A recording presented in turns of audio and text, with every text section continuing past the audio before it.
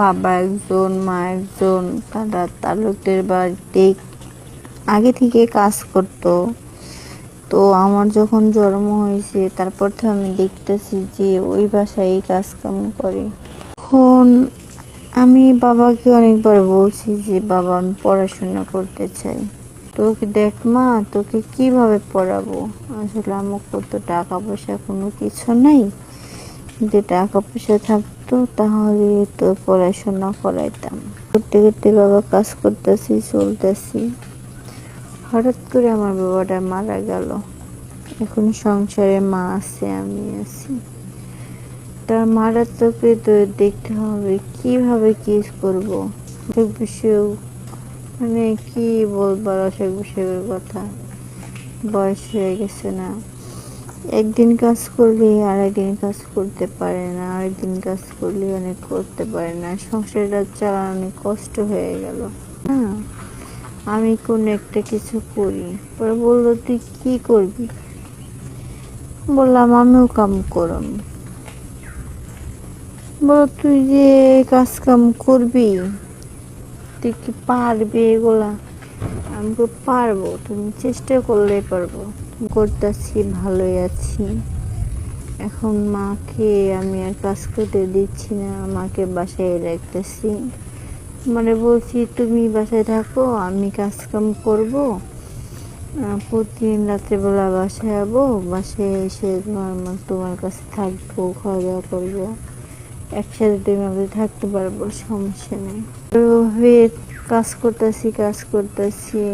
পড়ায় তো 1 বছর গেছে, তার ভিতরে কেমন যে তালুকদারের একটা ছেলে আছে, তার ছেলে 2টা, একটা বড় একটা ছোট।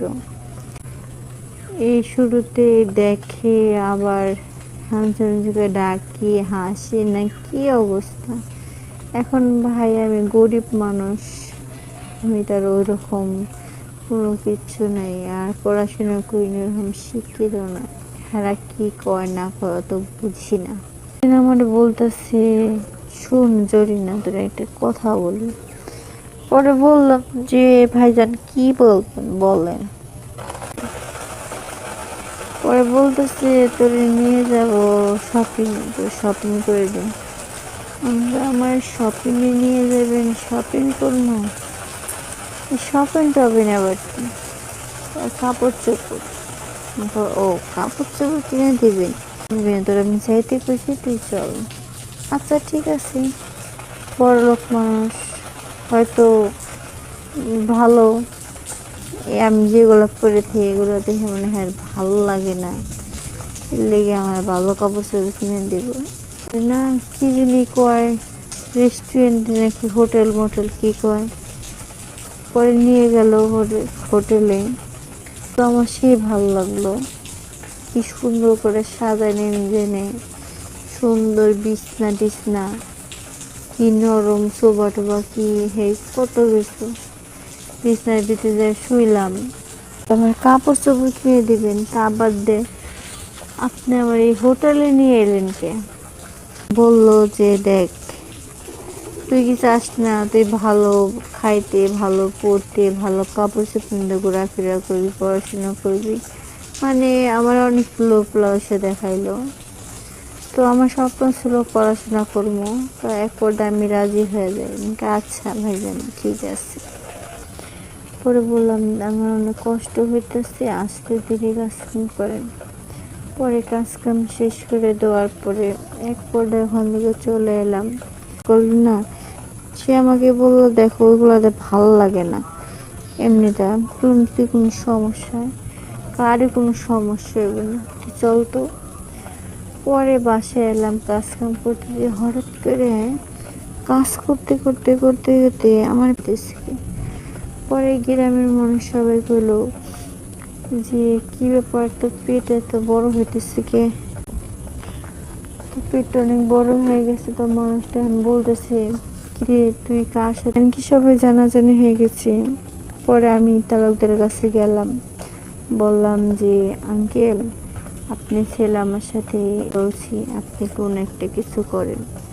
তো তারা বড় লোক মানুষ, তারা আমার কথাটা শুনলো না।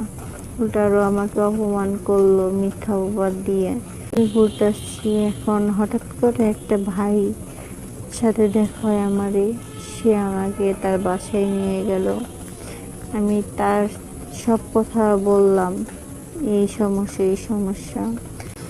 বাচ্চাটা যে আমি রাখবো, কার পরিচয় রাখবো? পরিচয় তো একটা লাগবে।